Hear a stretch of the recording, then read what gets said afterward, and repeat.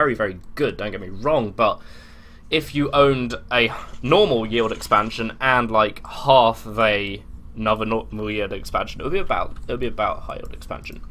So yeah, and actually, do the gas geysers? No, and the gas geysers are just the same as well, whereas in StarCraft 1, I believe, they were all different. So our starting game today is going to be a TVZ with Forsaken blocking in the top of his ramp. I could have not even introduced this guy, seen Forsaken doing this and gone, oh, it's probably a Zerg on the other side of this. So we have Commander S going for a 15 hatchery right now. Not a bad choice at all. Terrans are very, very prone to be kind of doing a lot of very safe play versus Zerg. They quite often like to get expansions up fairly quickly, but one thing Commander S has been very good about here is making sure that he throws down his hatchery in a time that would allow him to, you know, not be bunker rushed, essentially, because bunker rushing is a bitch. It's a bitch.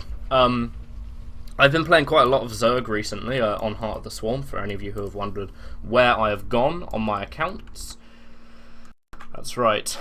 I've gone and been playing Zerg on Heart of the Swarm. Oh yeah, getting ready for the new thing, and that's basically the plan. So here we go, we do have Forsaken coming down and actually doing that high econ build where he'll be putting down a command center pretty dang quickly there. And the Marine probably just going to be sitting on the ramp, but actually, ooh, the Marine's not going to see the Overlord. Oh, now he is, okay. So this Overlord is almost definitely going to have to be remade for Commander S, unless Commander S has fantastic Overlord micro and manages to get away. Will that happen? Will he be able to get away? Yeah, no, I don't think he will. That is my prediction. This Overlord is going to be able to get away. Oh dear, and Forsaken was unable to deny his opponent that Overlord just then. But hey ho, I'm sure he'll be able to get another one at some point later on in the game. Oh yes. Now it does look like Forsaken is going to be going for a pretty safe little routine here by getting barracks on the top of his ramp. No doubt they'll probably bridge all the way across as well. And now this makes it safe against Banelings because barracks have far many more hit points. See, they've got 1,000 hit points, whereas supply depots have less than half that. They have 400. And of course a strategy that lots of Zerg players like to use is the Baneling Bust. Amazing. It's kind of like, well, I'm not going to say, it's too early for rude jokes like that, so I'm not going to talk about busts, just StarCraft. Oh yes. Anyway, we have 4 links coming across the map right now from Commander S, which is probably going to be fairly easily defended by ForsakeNXE, as there are 4 Marines, and as we know, Marines absolutely slice and dice pretty much anything in the game on a good day.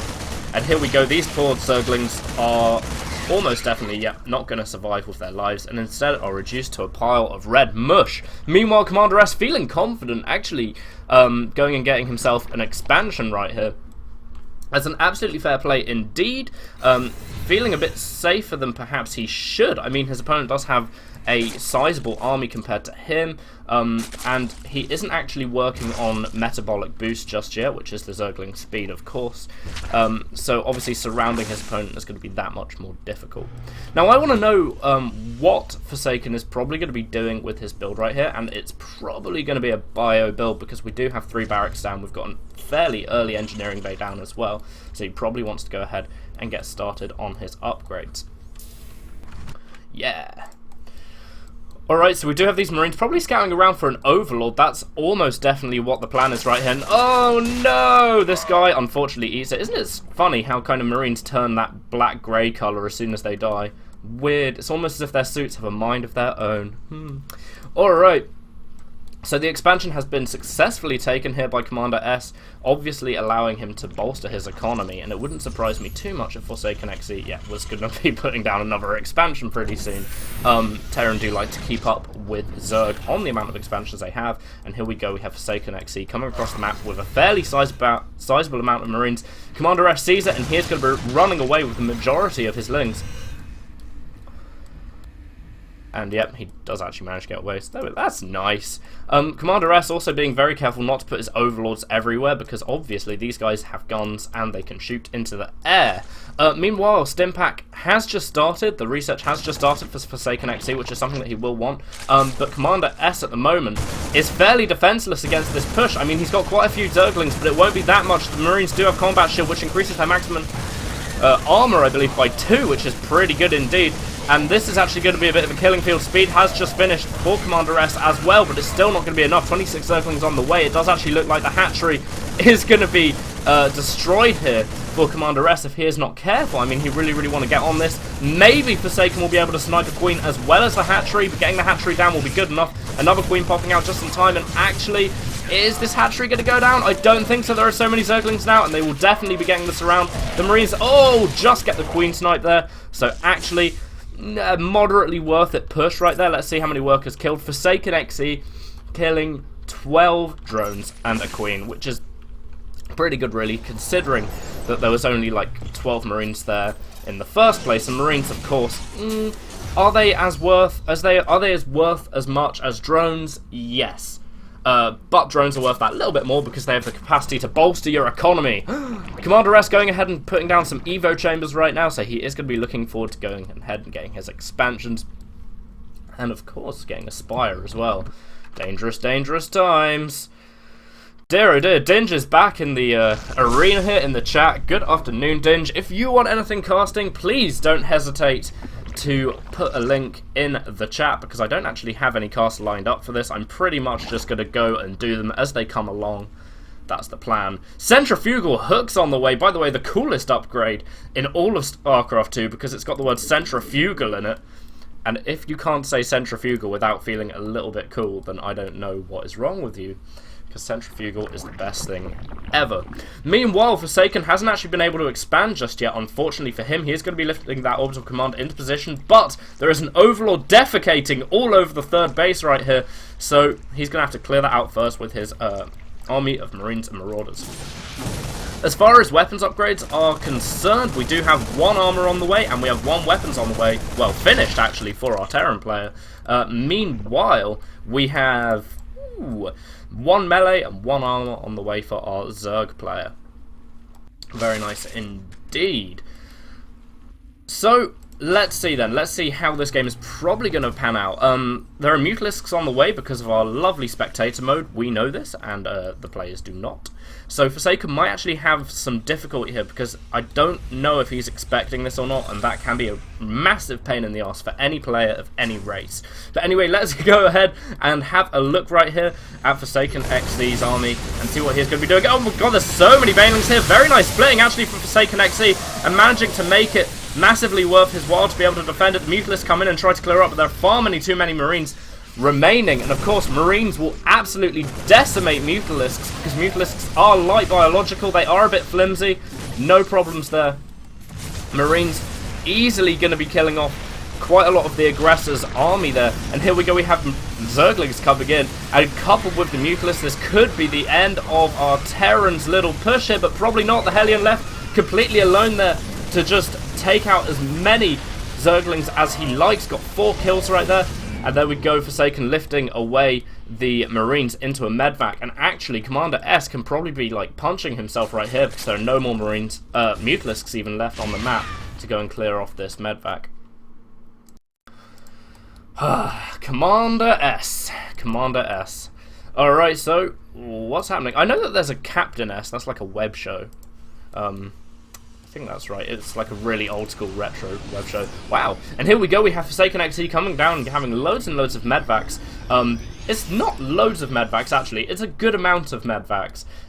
More medvacs, the better from a Terran's perspective, as Flash, when he started playing StarCraft 2, of course, popularized getting tons and tons and tons of medvacs. And now that Heart of the Swarm is thoroughly on the way, as well, we have that hilarious medvac stim move that Blizzard think is a good idea. I'm not so sure, but here we go, we have more Banelings on the way. Whistling the centrifugal hooks are going to be approaching really fast. The last place that Forsaken wants to fight right now is on this creep, but all of the Banelings just dumping into like 2 Marines over here. Not good at all. But nevertheless, Commander S still has a very respectably sized army, and Forsaken just managing to get off some degree of split. I just don't think it will be enough, and it looks like the Mutalisks are indeed going to be able to clear this up pretty quickly. And they're going to be killing off a lot of the medvacs too. Only 3 remaining from the initial amount. But nevertheless, ForsakeNXE is going to be pulling in for this. ForsakeNXE is going to be pulling in with all of these Marines right here. Something that the Mutalisks are going to want to stay away from. Forsaken probably looking like he wants to be taking down this hatchery. I mean, who wouldn't? Is he just going to focus it? No, there is a nice split there, but no banelings on the field. You can split against Mutalisks, but isn't 100% necessary, and there we go. All of those Marines unfortunately meet their maker on this space platform that is called Antigua Shipyard. Awesome. Awesome game so far. Nice and action-packed. Love it. So we have 31 banelings en route right now for Commander S, looking like perhaps he is going to try and do some sort of death push, because, I mean, he has actually really managed to damage Forsaken quite badly in those last two pushes by him. Forsaken kind of spreading out his army here, which is a very good idea, especially against banelings, of course. And also some workers here not mining, including 2 mules. Oh dear, that is not good at all, but sometimes these things happen, unfortunately, for Forsaken. But nevertheless, Forsaken has managed to bolster up his supply again. And here we go, Commander S coming in with the banelings. Is he going to be able to do so much damage? Forsaken has already split all of his Marines in a fairly good fashion, doing it again on the fly. Not bad at all, but is it going to be enough? Yes, it looks like it might be. There are quite a lot of Marines and Marauders surviving over there to the left-hand side of the battle. And yeah, Forsaken's going to be able to clear this up in a fairly good style. Not the best attack there for Commander S, because of course with banelings, not only are they very expensive, but every time one of them dies you lose supply as well. You know, you're losing a unit. So banelings, while they are apt killing machines, they can be incredibly cost ineffective, and if you're using them a lot like Commander S is, it can result in disasters.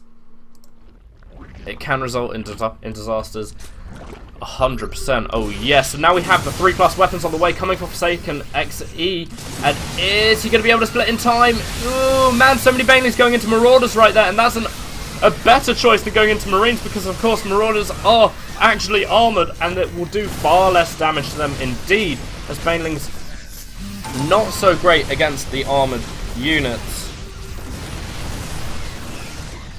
And here we go. We do have Forsaken going to be pushing into the 4th base of Commander S right here. Something that he is not going to be wanting to do. The drone's hiding behind the Queen, but I don't think that it's going to be quite enough. This hatchery is probably going to go down for Commander S, and Forsaken playing very well indeed. Oh, is he going to be able to snipe that hatch? Maybe if he just got these 2 Marines on it for a bit. Who knows? More banelings coming in though, and Forsaken will want to be very careful about those and make sure not to get hit by them, because one baneling hit can absolutely ruin your day if it hits right. Mutalisk getting absolutely chewed up as well. Down goes the hatchery. Good times for Forsaken at the moment. Commander S thoroughly on the back foot indeed. And actually Overlord's going down as well, but it'll be a little while yet until Commander S is supply blocked through Forsaken killing his Overlords. But this is a really nice effective bio play right here coming out from ForsakeNXE, and oh my goodness, there is a mule coming down as well. Is that a mana mule? I believe it is. More banelings getting morphed, but then instantly getting cancelled by the machine guns of ForsakeNXE, and now our Zerg player is really in trouble. He's missing queens all over the place. He needs, like, this queen here doesn't have energy to inject 2 hatcheries at the same time. And a drop coming in right here to the main base of Commander S, while the push is coming in the front as well. So this is obviously going to split the army, and banelings are coming out here, and very nice splitting indeed from Forsaken. Good times, and that is a good game. Well played from Commander S, cooling down more mules, mana mules, dude. Well played there by Forsaken. Good times. It's always nice to see a Terran that can pull off bio so effectively versus Zerg. Yes, it is. Whew. Alright, okay, so let's get into game number 2.